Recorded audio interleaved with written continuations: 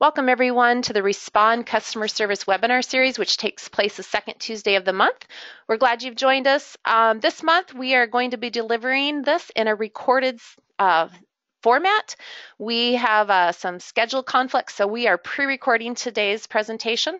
But before I hand things over to Leah, we want to remind you that we do have some EMS billing training still coming up. I know that one in Augusta, Georgia is coming up really soon. Actually, by the time you're listening to this, it will be taking place, but there are still a couple more that you can take advantage of. So if you are close to the California area, or maybe want to go have a nice vacation in California, it seems like a great excuse to get out to that side of the country, pick up some training on your Respond billing while you're there, or Texas. We've got 2 more left for the year. So please think about that. Go to the website at tritech.com. You can go to the Respond customer community and register from there. All right, today Leah is going to be speaking about matching the credit report to your deposit slip. Obviously, since this is pre-recorded, we don't have a live Q&A session, but if you do have questions on today's topic, you can always call in to support. And so with that, I'm going to hand things over to Leah.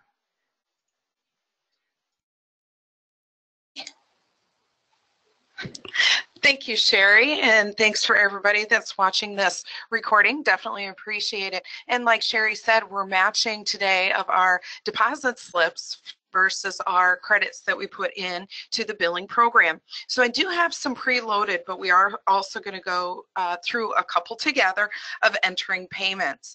So I'm going to bring up my call. There we go. And so hypothetically, I have checks and I have cash in front of me from payments from customers, and we're going to enter those into the system. So for this individual, I'm going to go into the credits tab, and I'm going to go to the edit option, and then I'm going to pick the appropriate credit ID. And depending on how you have your system set up is going to depend on how or which credit ID you pick. So if this hypothetically was a cash payment, I may have an option of payment dash cash, and I would pick that option. Or if it was a check, I would pick payment dash check. For this example, we're just going to go with the private payment, and we're going to enter in our dollar amount, and then it already automatically says the received date. So what date did you actually receive that money? Was it yesterday that we would want to change it to the 4th instead of the 5th, or did we truly get it today? Enter your receipt number if you so choose to utilize receipt number. From payer, again, we know this is a private pay, self-pay.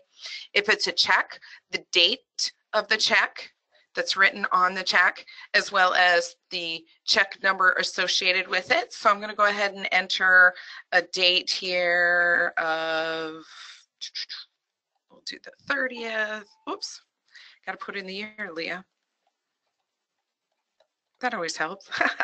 And then we have a check number to go with here, and then the date of deposit. So what date are you going to take this check to the bank and put into the bank? Is it going to be today, or is it actually going to be tomorrow that you're going to take it to the bank? I always say that, you know, you plan on doing, you know, if you planned on doing it tomorrow, something may come up and you may not get to the bank because of other circumstances. So it's always good to post the date that you know, or that you truly intend to go to the bank. So I'm going to go to the bank today. So I'll go ahead and put in my date of deposit for today. So once my payment is in there and I choose accept and okay, and then I save it, so it automatically enters that payment. Okay, perfect. So I'm going to go through that one more time. We're going to use a different call. I'm going to pull that up. All right, perfect. And again, I'm going to my credits tab because I have cash in front of me this time. So again, utilizing my appropriate credit code so the system can help keep track.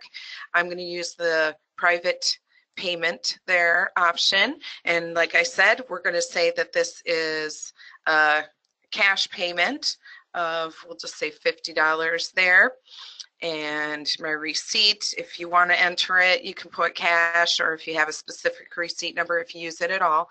It's not a check, so I don't have to enter a check date, a check number, or a deposit date because it's cash. Well, actually, yeah, we can put in a deposit date because today is the date that we're going to enter it to the account.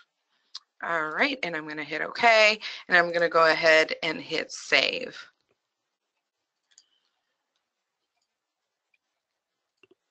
There we go. So like I said, those are two examples of going through into the credit tab and entering those payments. I did one as cash, I did one as check, but I also had pre-entered some payments for today as well. So now to be able to match this to my deposit slip that's going to go with that money to the bank, to match that up, I am going to go to my credit report. All right, actually, I'm going to close that so it's not interfering. Okay, so again, if I want it in detail, if I need it in summary, if I need to be specific of a directory or company, I could do so. Otherwise, I'm going to go to my credit filters here, and you can run it by receive date, or you can run it by log date. Log date is definitely the one within the system that doesn't change, so I easily can pick today and it automatically populated today's date for me. And then the credit code. I don't need all my credit codes because I'm just figuring on the money that is going to the bank, so my cash and my checks.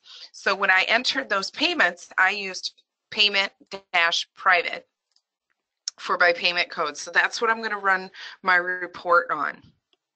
All right, so simply hit run report, and I've got it in the detail format, and it gives me an easy printout of all the details of the individuals, the call number, the patient number, patient name, call date, current payer, the description, and then the amounts that are associated. So I can compare these individual amounts and this total with that deposit slip that I'm going to go ahead and show or take to the bank, to make sure match those two, that it's 100%, that I didn't accidentally fat finger something and none of the figures are off, and it's the two are matching perfectly what I have in the system and my deposit slip that I'm going to take to the bank as soon as I get done here, and I know I'm going to deposit $445. So it's as simple as that. If you have any concerns or questions about this particular matching of the deposit slips, by all means, give us a call at the support, and we will always happy to help you out. Thank you so much for listening today, and I hope you have a wonderful day.